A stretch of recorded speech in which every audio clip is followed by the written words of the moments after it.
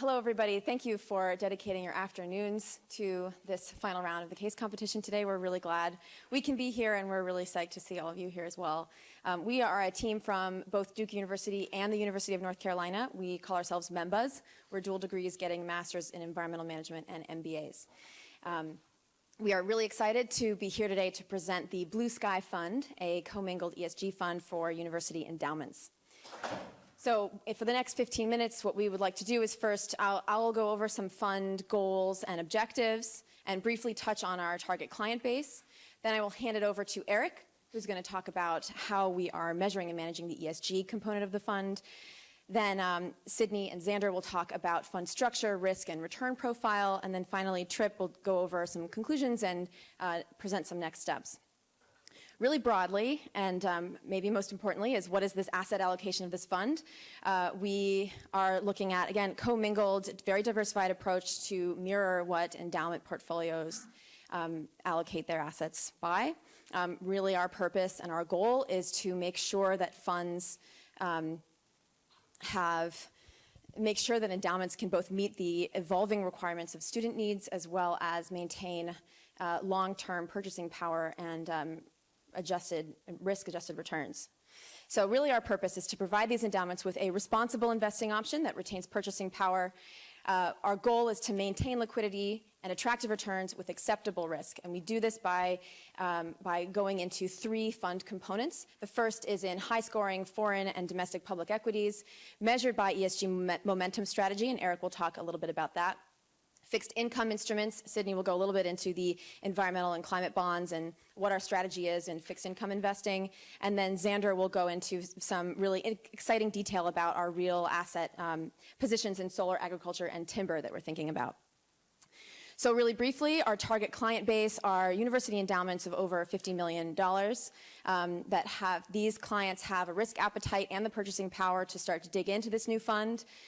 We are requiring a minimum investment of 5% of endowment value based on some research we did that between 1 and 5% of endowments invest in fossil fuels, and this seemed to match, if they wanted to divest that portion or even invest their entire portfolio into this fund, they could do that. The initial fund value, originally we had it a little bit lower, but we've had a bit of an opportunity to look at the market size of common funds client base and really take a look at how attractive our fund could actually be and upped that number a little bit. Expense ratio at 1.2% to reflect the very active management components to our product offering. So Eric is going to talk about the ESG management strategy. Thanks, Sarah. So Sarah briefly touched on some of these themes, but we really want to talk about a few key things here.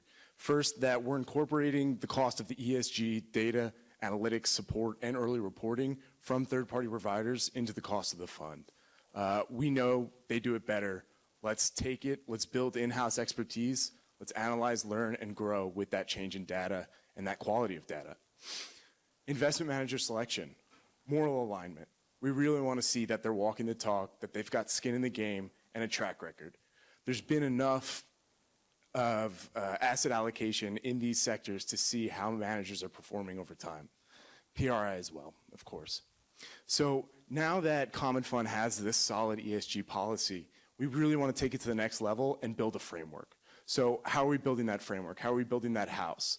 And that's really going to be guided by PRI and then defined by what we see as material key performance indicators that are classified by asset and then by sector.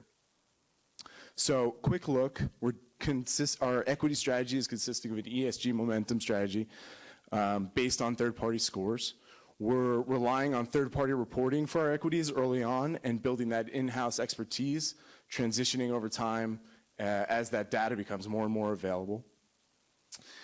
Sydney, in a second, will kind of break down why we chose these assets, and Xander will tell us a little bit more about our alternatives.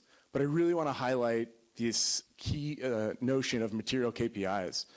This information is available. We can make sense of it. There is enough good information to allow us to make good investment decisions. And as that information is incorporated into market prices, we're going to be able to generate significant returns. One key thing I want to mention on our alternatives is we're focusing on sectors already performing sustainably, SAPs. And what that is, we're relying on sustainability standards in agriculture, timber, to define what sustainability is from a third-party notion, rely on certification where information is publicly available for us to extract, analyze, and make investment decisions. And this is really core to our strategy. And lastly, what are those key metrics? Just 2 examples on the equity side and the alternative side. Again, material KPIs. These are going to lead to long-term performance, and we're relying on them to extract the necessary information we need to make sound investment decisions.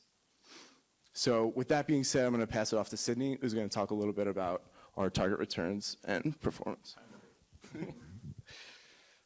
Thank you, Eric. So we started off this strategy looking at essentially like Common Fund does, looking at sort of a Monte Carlo prediction based on what our returns would be. And we found that it was really difficult with the alternatives specifically, just because we didn't have enough data. And so we decided for a starting point in figuring out sort of where our returns would be to basically look at established indices and then essentially use that as a baseline for our starting returns. And as you can see with so you already saw earlier with the distributions, and we should have put it on this slide. But with our distributions, we have a pretty significant portion in alternatives. And so you'll hear from Xander sort of how we're differentiated with our fund. But here, I'll go through just a quick note of sort of how we thought about these asset classes and where we wanted to focus. So in the first 2, specifically the World ESG and the USA ESG, we felt like on the equity classes, there wasn't a huge amount of manager input that would be substantially increasing our returns here. And so we thought we would start by focusing on the indices and essentially leaving this to MCSI. In the future, we could adjust this if we needed to. If, say, a university wanted to divest from coal or something in those lines, we could also dig further into this asset class. On the fixed income, we specifically looked at mostly bonds here, and so that's why we modeled it across bonds, although there are other different types of fixed income. We specifically didn't look at green bonds on the other side. One thing was a matter of information, so we didn't feel like endowments had enough information about green bonds yet, and they didn't have enough sort of confidence in the returns. And 2, it was just the recent returns didn't look as good in terms of just a quick glance. So then getting into the real estate, and then that was the last major one we had. Again, on the real estate side, we felt like the major area in most of our research showed that the major way that institutions are typically exposed to real estate is through the investment trust. And so we modeled that index based on the investment trust. So the last major thing I want to mention before passing it off to Xander is on our venture capital side. So you'll see we have a pretty significant distribution towards venture capital. We don't intend that on being all double bottom line, but we do intend on having some double bottom line. Ideal in the future, we would like to move closer toward double bottom line there. But again, we just didn't have the amount of, when you move only double bottom line, you reduce the amount of investments you have, and so we wanted to start with more open there. So at the bottom, you can see our baseline returns, and later you'll see sort of with our realistic estimates and how we're treating our managers and how we're looking at our natural resources, how we can actually beat this benchmark. Thank you, Sydney. So I'm now going to talk definitely about the most unique aspect of our portfolio, the alternative assets. And I want to step out and talk about what my master's project in environmental management is right now. Right now I am interviewing fund managers at the real asset space, more traditional ones like timber, organic agriculture, but then also some more alternative ones in ecosystem service markets like water rights purchases, wetland mitigation banking, and fisheries. And some trends that have come out of asking them what trends they see in their investors and what trends they see in their metrics is essentially that large institutional investors, especially in the traditional spaces of timber and organic agriculture and renewables, are becoming more and more likely to invest. There's an increasing appetite, and especially the larger ones are willing to sacrifice a liquidity premium because they're trying to, post-financial crisis, gain access to these new resources that are very counter-cyclical to the market. And we felt like that integrated really well with our thesis for the Blue Sky Fund, which is to provide stable, attractive, and low-carbon returns. So our baseline value proposition is essentially what everyone and all the teams before us have done, is a baseline scenario of taking historical returns, some from interviews and some from aggregated PE reports, and projecting them out into the future. But I'm also going to talk briefly about an alternative scenario in climate risk. What would we do in that case? But at a baseline, we are providing our investors with a hedge against climate risk, against the carbon embedded in their portfolio. We have a kind of proven track record of investing in timber industries that is going to essentially prove that this is a sustainable investment. And then finally, we have the communication tool. In interviewing these fund managers, a lot of them are generating metrics that are very discrete and can be used as a communication and an engagement tool.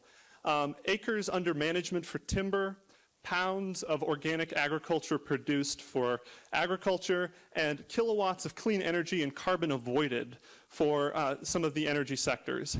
And so these metrics can be used on top of stories like investing in an organic blueberry farm in California, the jobs that it creates, the community impact it has, mitigating food deserts, can be used to excite and engage potential donors, existing donors, students, on top of, and it's not a trade-off because these are historical returns, they're just now adding metrics to some of the positive externalities that these investments already have.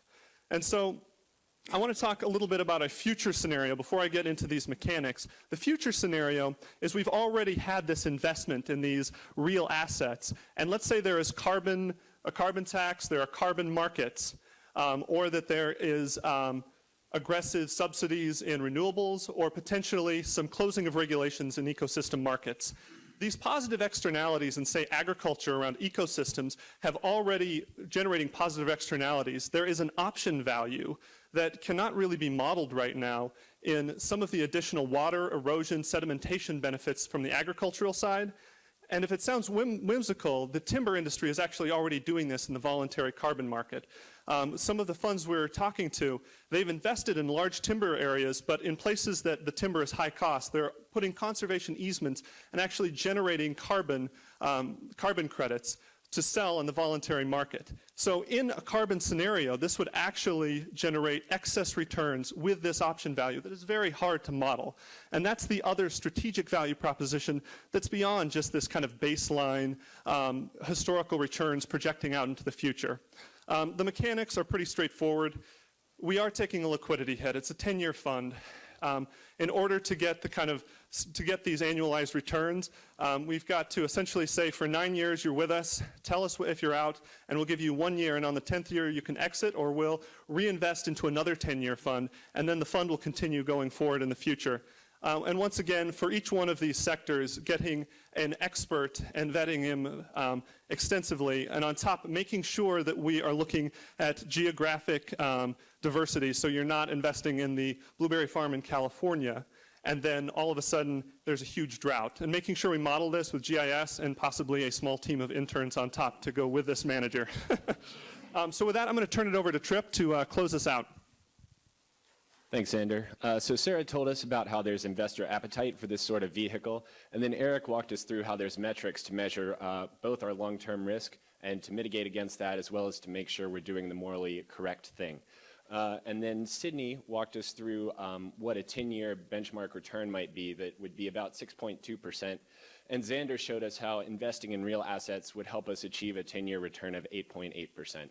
So we're providing fiduciary responsibility to our clients, and we're also working to help the universities engage more with their student body and their alumni. As folks have mentioned, this is not the most liquid fund, but as there's a new shift in investment focus towards long-term vehicles, we think we're positioning ourselves well for the future market there. And so however the political climate evolves, whether carbon is taxed, whether it's not, whether ecosystem service markets pick up, whether they don't, we're well positioned for all of those potential scenarios based on our real asset investment strategy. And so with that, I'd like to thank you all very much for your time, and this has been a wonderful learning opportunity for us.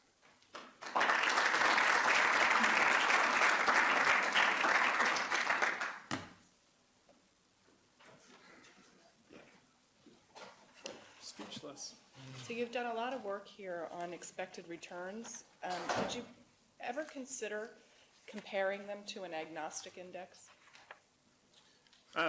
You know, ESG agnostic. Yeah, sure. So, Are you gaining or losing return with your approach? sure. Is that slide hidden? No, it's still there. Oh, maybe we. It's the old. must have switched over. So we did look at this a little bit. If you can see here, so we basically looked to say basically essentially looking at sort of the typical MSCI USA. MSCI USA index. And we did that across the public equities. And so that's essentially where we stopped in looking at that. On the alternative assets, it was a little more difficult because all we had was sort of the index, which quite frankly doesn't really tell the whole story, since you invest venture in different times, and your returns are not as predictable like a public equity would be. So that's why we stopped at sort of the marketable securities analysis, and then we sort of started here. But we also can't appreciate the fact that it's only 5 years. We did 5 years as opposed to a longer time horizon, because many of these indices haven't been around that long. So if you look at the MSCI index, they actually didn't have the 10-year projections yet, and so we stopped at the 5-year here, but it doesn't tell the whole story, and so we appreciated that, but we thought it told enough of the story so that we could sort of start there and then adjust as we went along. Did you ever look backward? So we did look backwards a little bit, but I think for our major way we were looking, since most of the ESG, like I said, indices were pretty new, we didn't really trust sort of what they were saying on the backward side. So you're correct, we could have looked backward on the standard ones and the non-ESG, but we didn't really think that would be a fair comparison to what was going on in the future. So. I have a question. So you've done a multi-asset class portfolio, but it seems like the drivers of the impact and the return are the alt assets. So why not do 100% alt assets fund rather than a multi-class fund? I think that might be mine too. So essentially, it was a diversification of risk. So we thought about an alt asset side, and so I will tell you, Xander would have loved that. So That's why I passed the mic off. so that was Xander's preference, but.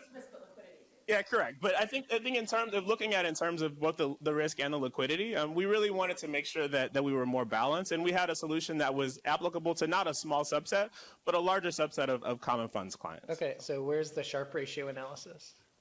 So we actually didn't do the Sharpe ratio on the actual slides. We looked at it. We didn't bring those numbers just because we didn't know how deep in the weeds we wanted to go.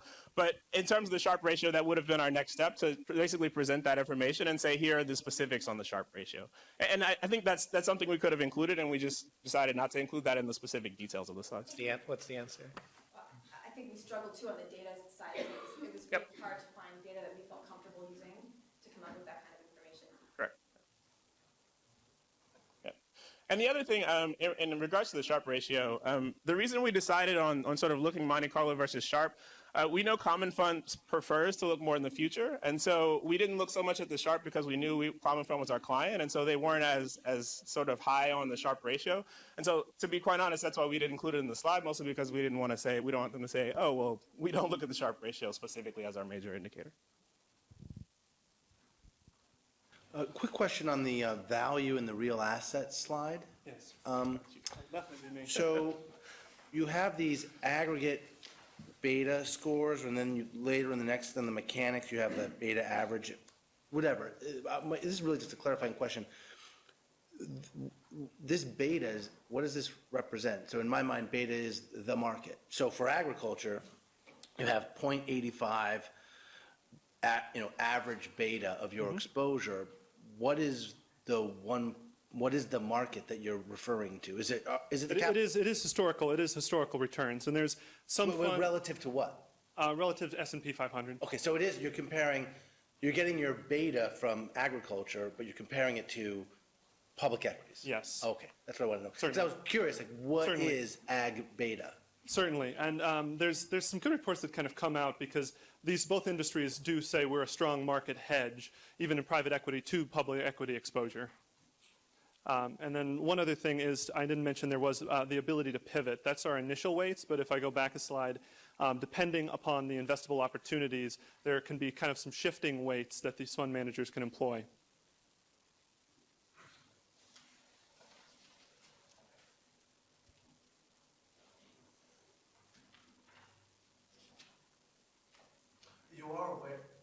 You are aware that there is a fund called Blue Sky Fund, just for trademark purposes. We were not. They trade water in Australia. We're not. When we come, we'll take them It over. will, yeah. M&A opportunity.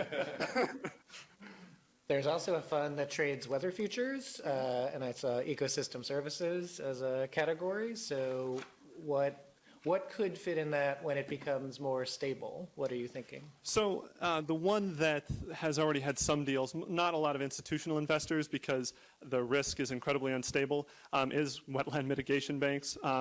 We counted ecosystem services as carbon markets, carbon trading markets, and in looking at looking at kind of some of these voluntary markets, the voluntary markets actually are pretty positive for the people that do invest in them, but once again with very high risk. And once again, it's just to highlight that these ecosystem markets would have an option value in the future.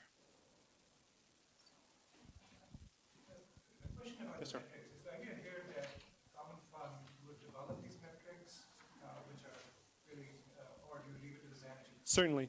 So the managers would kind of invest in, for instance, a TIMO, and a lot of the funds that we are already talking to, they collect these metrics to share with sometimes their institutional investors, their high net worth individuals, partly as engagement because they are investing sometimes for impact, regardless of the returns, just making sure that all the managers would be able to roll that data up into a single report, I think would provide a very compelling diversification of acres of timber, pounds of organic agriculture, and once again, kilowatts produced at the expense of not emitting carbon.